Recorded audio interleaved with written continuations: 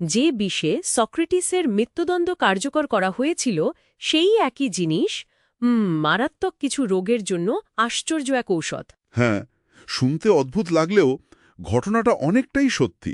আজকে আমরা conium maculatum বা পয়জন হেমলক নামের এই রহস্যময় উদ্ভিদকে নিয়েই একটা ডিপ ডাইভ দিচ্ছি। আমাদের হাতে থাকা সোর্সগুলো কিন্তু এর ইতিহাস, বিষক্রিয়া আর আধুনিক চিকিৎসায় এর ব্যবহার নিয়ে অনেক চমকপ্রদ তথ্য জানাচ্ছে। একদম। আর আমাদের আজকের মিশন হল এই ভয়ঙ্কর বিষ থেকে জীবনদায়ী ঔষধ পর্যন্ত কোনিয়ামের যাত্রার আসল গল্পটা খুঁজে বের করা। আচ্ছা, তাহলে চলুন শুরু থেকেই শুরু করা যাক। এই গাছটাকে ঠিক কীভাবে চেনা যায়? কারণ এখানে ভুল করার পরিণতি তো মারাত্মক হতে পারে। ঠিক, একে চেনার সবচেয়ে বড় উপায় দুটো।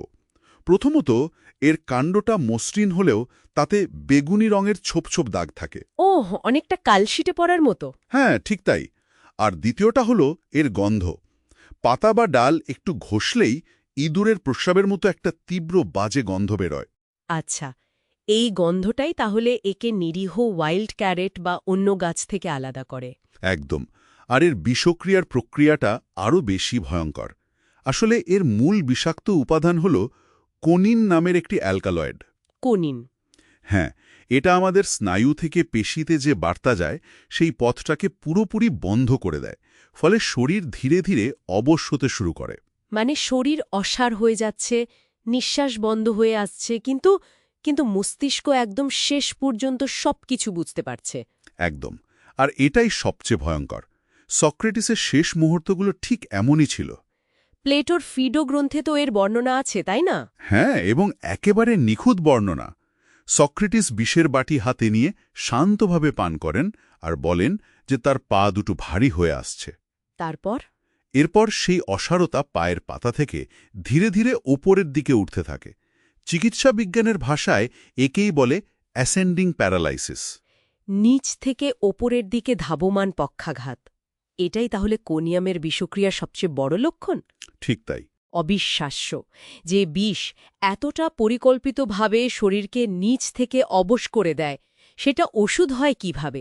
এটা তো আমার মাথায় আসছে না। এখানেই তো হোমিওপ্যাথিকে বুঝতে হবে। এর মূল নীতিটাই হল সিমিলিয়া সিমিলিবাস কুরেন্টুর, মানে লাইক কিওরস লাইক। মানে যে পদার্থ সুস্থ শরীরে যে লক্ষণ তৈরি করে, সেই একই পদার্থ অসুস্থ শরীরে সেই লক্ষণগুলোকেই সারিয়ে তুলতে পারে, তবে অবশ্যই বিষ হিসেবে নয়। তাহলে কিভাবে? বিষাক্ত ধর্মটা তো থেকেই যায়। এখানে আসে শক্তিকরণ বা পোটেনজাইজেশন প্রক্রিয়া। বিষকে বারবার ডাইলিউট করে আর বিশেষ পদ্ধতিতে ঝাঁকিয়ে এর বিষাক্ত ধর্ম দূর করে ভেতরের ঔষধি শক্তিকে জাগিয়ে তোলা হয় আর কি।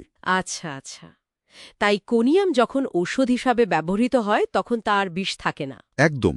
এটি মূলত বার্ধক্যজনিত সমস্যায়, ধরুন স্মৃতিশক্তি বা শারীরিক দুর্বলতার জন্য একটি দারুণ ঔষধ। আর আমাদের সোর্সগুলো বলছে এর কিছু ব্যবহার তো খুবই নির্দিষ্ট, যেমন এমন এক ধরনের মাথা ঘোরা বা ভার্টিগো। হ্যাঁ হ্যাঁ, যা বিছানায় শুয়ে সামান্য এপাশ ওপাশ করলে, এমনকি শুধু চোখের মনি একদিক থেকে অন্যদিকে ঘোরালেও প্রচণ্ড বেড়ে যায়। হ্যাঁ, এই লক্ষণটা কোনিয়ামের জন্য প্রায় নির্দেশক। এর আরেকটি গুরুত্বপূর্ণ ব্যবহার হল শরীরের যে কোনো গ্রন্থি যদি পাথরের মতো শক্ত হয়ে যায়। যেমন বিশেষ করে স্তনে আঘাত লাগার পর যদি সেখানে শক্ত পিণ্ড তৈরি হয়, অথবা পুরুষদের ক্ষেত্রে প্রস্টেট গ্রন্থি বড় হয়ে প্রস্রাবের ধারা বারবার থেমে যায়, তখন এটি প্রথম সারির একটি ওষুধ। শুধু প্রাচীন বা বিকল্প চিকিৎসা নয়, আধুনিক গবেষণাতেও কিন্তু এর কার্যকারিতা প্রমাণ হয়েছে। এটা শুনলে বেশ অবাক হতে হয়। ঠিক তাই। ভারতের কল্যাণী বিশ্ববিদ্যালয়ের একটি সাম্প্রতিক গবেষণা বেশ সাড়া ফেলেছে। তাই নাকি? হ্যাঁ, সেখানে দেখা গেছে কোনিয়াম জরায়ুমুখের ক্যান্সার কোষ, যা HLA সেলস নামে পরিচিত, সেগুলোকে ধ্বংস করতে পারে। HLA সেলস মানে সেই বিখ্যাত কোষ যা প্রায় ৭০ বছর ধরে হেনরিয়েটা ল্যাক্স নামের এক নারীর শরীর থেকে নিয়ে গবেষণাগারে বাঁচিয়ে রাখা হয়েছে। সেই কোষের ওপর এটা কাজ করে। হ্যাঁ, এবং গবেষণার ফলাফলটা আরও চমকপ্রদ। দেখা গেছে কোনিয়াম ক্যান্সার কোষের ভেতরে এমন কিছু রাসায়নিক প্রক্রিয়া চালু করে যা কোষকে পরিকল্পিত মৃত্যুর দিকে ঠেলে দেয়, যাকে বলে অ্যাপোপ্টোসিস। একদম। আর সবচেয়ে গুরুত্বপূর্ণ বিষয় হল এই প্রক্রিয়াটি মূলত ক্যান্সার কোষকেই লক্ষ্য করে, আশেপাশের সুস্থ কোষের তেমন কোনো ক্ষতি করে না। তার মানে এটা অনেকটা টার্গেটেড থেরাপির মতো কাজ করে? বলা যেতে পারে।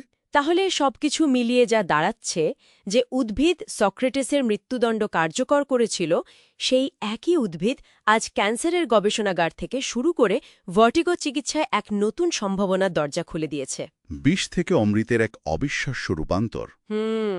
আর এই আলোচনা থেকে একটা বড় প্রশ্ন উঠে আসে। প্রকৃতির যে উপাদানগুলোকে আমরা শত শত বছর ধরে শুধুমাত্র প্রাণঘাতী বিষ হিসেবে চিনে এসছি, তাদের মধ্যেই কি লুকিয়ে আছে ক্যান্সার বা অটোইমিউন রোগের মতো আজকের যুগের সবচেয়ে জটিল ব্যাধিগুলোর ভবিষ্যৎ আরোগ্যের সংকেত? এই প্রশ্নটা সত্যি আমাদের নতুন করে ভাবতে বাধ্য করে।